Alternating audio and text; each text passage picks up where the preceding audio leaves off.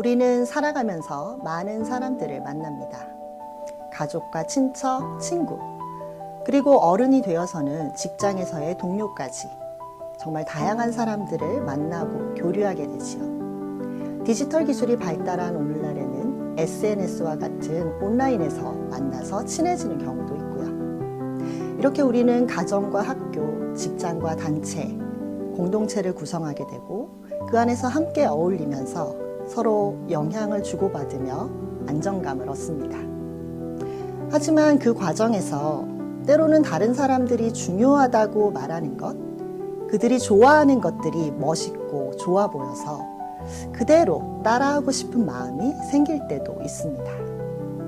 비싼 옷이나 최신형 핸드폰을 가지고 싶은가요? 다른 사람이 좋아해주는 인기 있는 사람이 되고 싶은가요?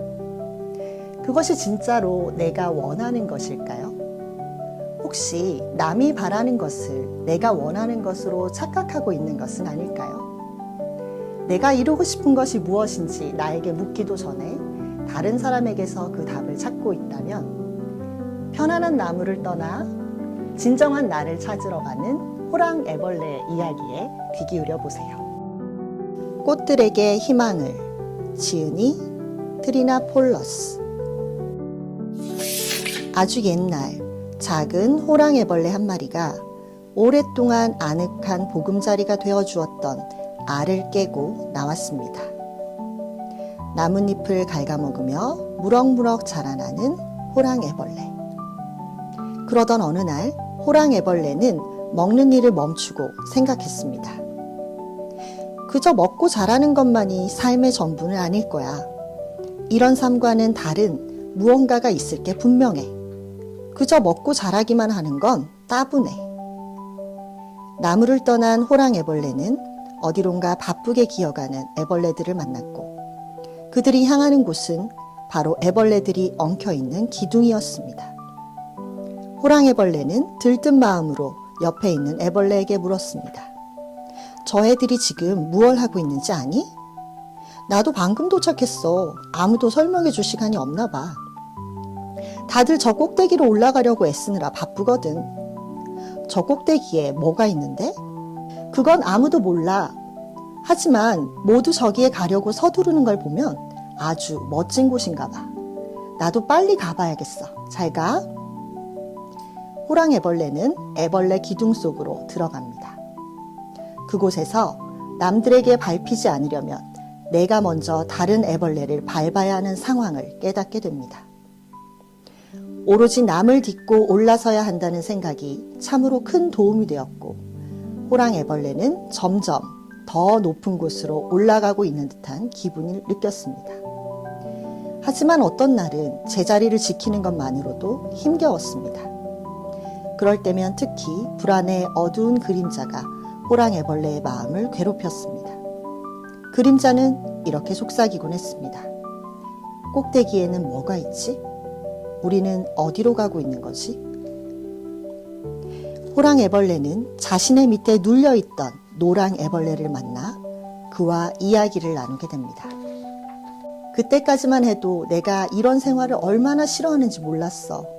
하지만 지금 나를 바라보는 너의 다정한 눈길을 보고 내가 이 생활을 좋아하지 않는다는 걸 확실히 깨닫게 됐어.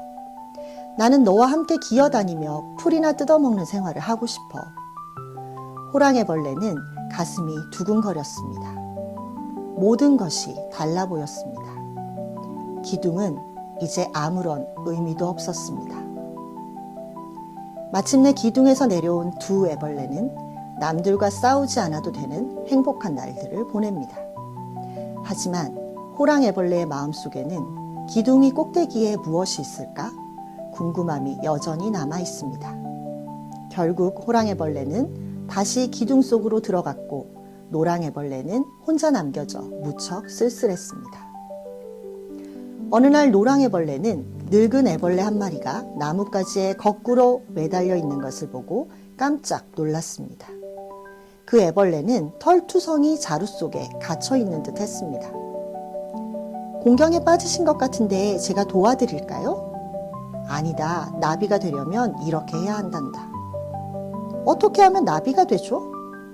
날기를 간절히 원해야 돼. 하나의 애벌레로 사는 것을 기꺼이 포기할 만큼 간절하게. 죽어야 한다는 뜻인가요? 그렇기도 하고 아니기도 하지. 겉모습은 죽은 듯이 보여도 참 모습은 여전히 살아있단다.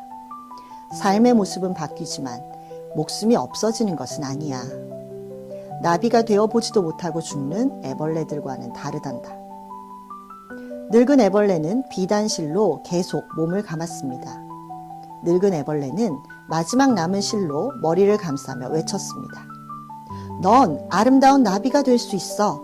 우린 모두 널 기다리고 있을 거야. 한편 기둥으로 다시 돌아간 호랑애벌레는 무자비하게 다른 애벌레를 짓밟고 위로 올라가 드디어 빛이 보이는 꼭대기 근처까지 다다르게 되었습니다. 바로 그때 꼭대기에서 조그맣게 속삭이는 소리가 들렸습니다. 이곳엔 아무것도 없잖아. 그러자 또 다른 목소리가 대꾸했습니다. 조용히 해, 바보야. 밑에 있는 놈들이 다 듣겠어. 우린 지금 저들이 올라오고 싶어하는 곳에 와 있단 말이야. 여기가 바로 거기야. 호랑애벌레는 몸이 오싹해지는 것을 느꼈습니다. 그렇게 높은 곳에 있는데도 이곳은 전혀 고귀한 자리가 아니었습니다. 밑바닥에서 볼 때만 대단해 보였던 것입니다. 그토록 고생해서 올라온 기둥이 수천 개의 기둥들 가운데 하나일 뿐이라니 수많은 애벌레가 꼭대기까지 올라오느라 헛고생을 하고 있어. 그 순간 노랑애벌레의 모습이 호랑애벌레의 마음을 가득 채웠습니다. 노랑애벌레야, 넌 무엇인가 알고 있었어. 그렇지? 기다리는 용기가 그거였니? 어쩌면 네가 옳았을지도 몰라. 아, 노랑애벌레와 함께 있다면 얼마나 좋을까? 어떤 행동을 할 때 나타나는 자유롭고 자주적인 모습을 주체성이라고 합니다. 호랑애벌레의 여정은 진정한 나를 찾아가는 주체성을 형성해가는 과정이라고도 볼 수 있어요. 꼭대기의 진실을 알게 된 호랑애벌레가 이제 어떤 선택을 할까요? 나비가 된 노랑애벌레를 다시 만날 수 있을까요? 호랑애벌레의 입장이 되어서 상상해보고 친구들과 함께 이야기를 나누어 봅시다.